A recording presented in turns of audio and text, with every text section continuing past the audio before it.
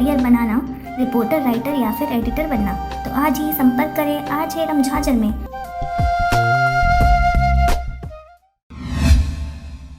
खबर है रायपुर जिले की, जहां पर अगस्त क्रांति दिवस की 78वीं वर्षगांठ कांग्रेस सेवा दल रायपुर ग्रामीण द्वारा धूमधाम से मनाया गया। अखिल भारतीय कांग्रेस सेवा दल के निर्देशानुसार छत्तीसगढ़ प्रदेश कांग्रेस सेवा दल के अध्यक्ष अरुण ताम्रकार के आदेशानुसार 9 अगस्त 2020 को अगस्त क्रांति दिवस पर जिला कांग्रेस सेवा दल रायपुर ग्रामीण द्वारा करगिल शहीद जवान वेद प्रकाश यादव की स्मृति उद्यान छत्तीसगढ़ विधानसभा के पास में ध्वजवंदन कार्यक्रम आयोजित किया गया। उक्त कार्यक्रम का शुरुआत छत्तीसगढ़ कांग्रेस सेवा दल प्रदेश अध्यक्ष अरुण ताम्रकार के द्वारा राष्ट्रपिता महात्मा गांधी को नमन कर पुष्पांजलि अर्पित कर राष्ट्रगीत वंदे मातरम का गायन कर हुआ। इस अवसर पर मनहरन लाल वर्मा, जिला अध्यक्ष कार्यकारी कांग्रेस सेवा दल रायपुर ग्रामीण ने क्रांति दिवस पर अपने विचार व्यक्त किए। उन्होंने कहा कि आज ही के दिन 9 अगस्त 1942 को अंतिम स्वतंत्रता आंदोलन का शंखनाद किया गया था। इस आंदोलन के द्वारा पूरे देश भर में अंग्रेजों भारत छोड़ो का अभियान तथा सविनय अवज्ञा आंदोलन की शुरुआत किया गया था,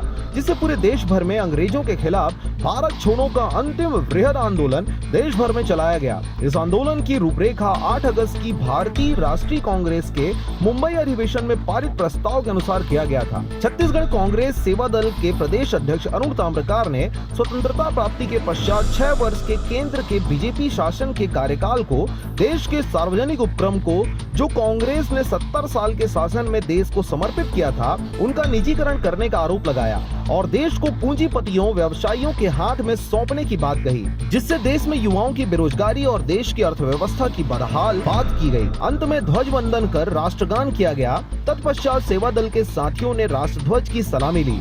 आज के कार्यक्रम में कांग्रेस सेवा दल प्रदेश यूथ विंग महासचिव प्रवीण चंद्राकर, अक्षत तिवारी, सीपी वेसरा, सरोज शर्मा, उषा वर्मा, कृष्णा देवांगन, चंद्र कुमार सोनवानी, संदीप भारती, पोषण पटेल, लीलाराम वर्मा और बहुत से कार्यकर्ता उपस्थित थे।